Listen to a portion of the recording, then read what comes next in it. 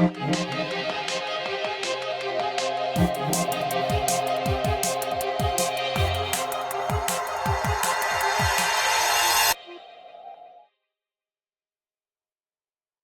Training is the new employer engagement arm of the Isle of Wight College.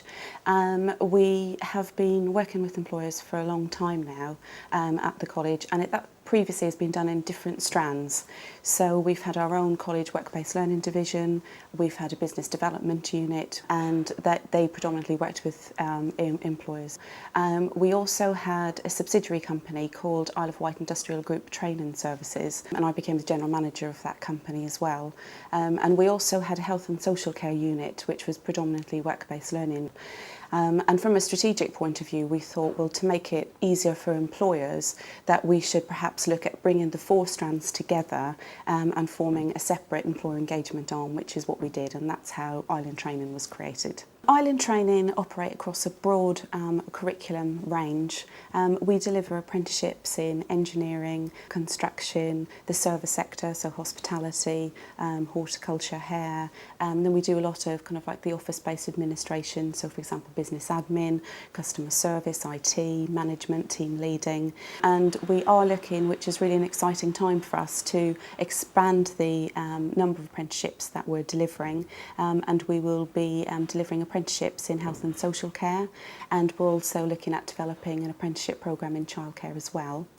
For the ESF programmes that we deliver, they're very tailor-made to what a particular person needs to get them back into employment, into their preferred career choice. So they can access a whole range of courses to help them do that, whether it's courses to build back up their employability skills, like interview techniques, CV writing, or whether it's kind of more vocational, whether they want to move into welding, then they can go into a welding course or construction course, or IT course, so a whole range of like first aid, manual handling, door supervisors. The list is absolutely endless. The schemes are really, really successful. We've got a lot of experience in delivering these type of programmes. For the ESF projects, we've, over the last year, put about 250 learners through that programme, and on the 6 month plus about 60 learners. And in relation to programmes like Train to Gain or NVQs in the workplace, we have approximately about 500 learners and about 200 to 300 learners on apprenticeship programmes as well. The new coalition government policy at the moment has had limited impact, but we do see that it will have some impact for the future. The new government has stated that they would look to phase out Train to Gain over the next few years and rewire some of that money into apprenticeship programmes. Apprenticeships are a huge government priority at the moment, particularly for 16 to 18-year-olds, and the government wants to look at increasing the number of apprenticeships in that area.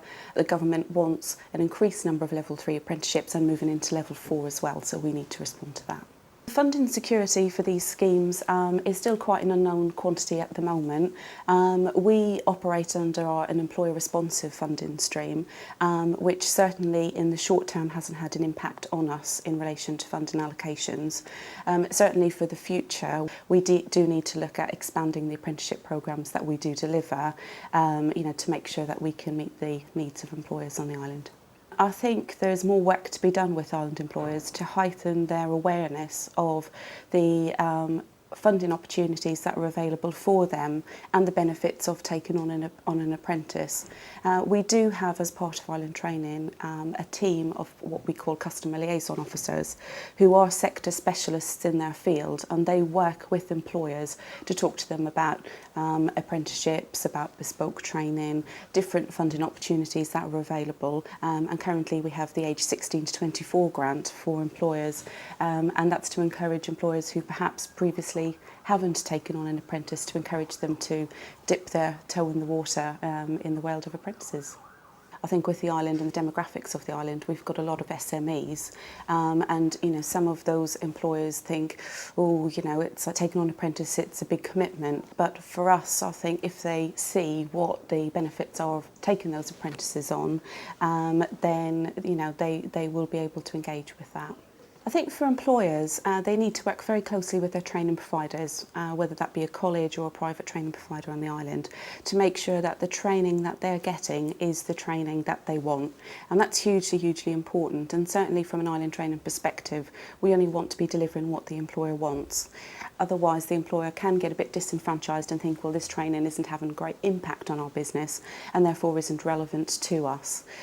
Private training providers and colleges have to work very closely with employers to make sure that the calibre of apprentice that they're getting is as good as that they need to be. We have an employer liaison officer who works predominantly in the field of apprenticeships and train to gain, whereby they will work with employers to try and match any learner who wants to be on an apprenticeship programme with the correct employer.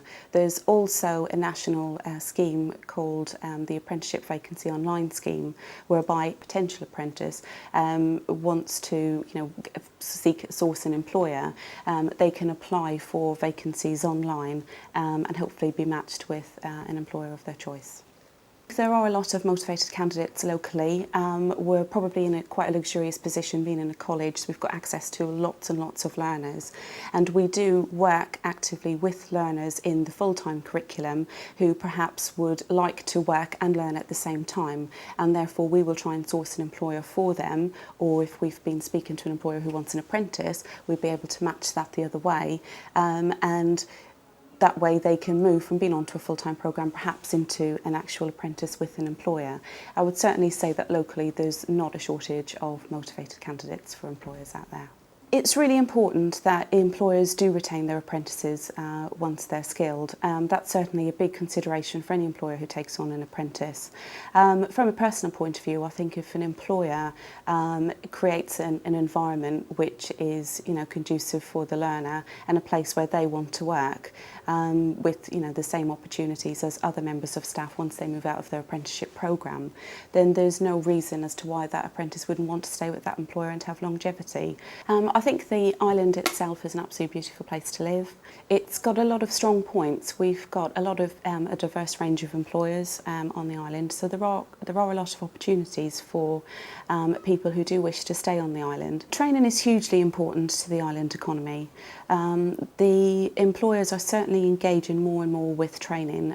We've certainly seen that as a college over the last few years, and it's really important that they do that so that they can compete both nationally and globally in relation to either employment sectors or growing their industry and business. The local government currently does a lot to improve the training for people on the island. We have a NEET strategy. NEET learners are those who are not in education, employment or training, and there are training providers who have contracts to actively help people who are classified as NEET to come back into employment and training.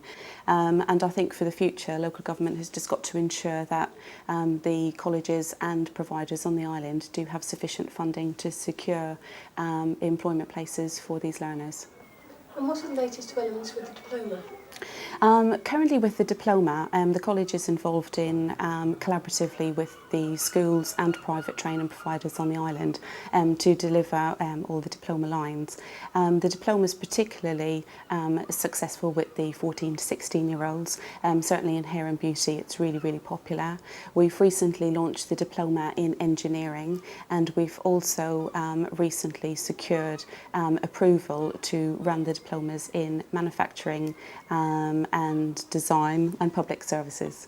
The training sector, I think, will undergo a lot of developments in the future. We need to respond to government priorities and to government changes, and we need to make sure that we are delivering a curriculum and the courses which learners wish to engage in and which employers wish to buy as skills. For island training, we do deliver a lot of specialist qualifications, and we need to continually put our curriculum under review to ensure that we are meeting those needs for the future.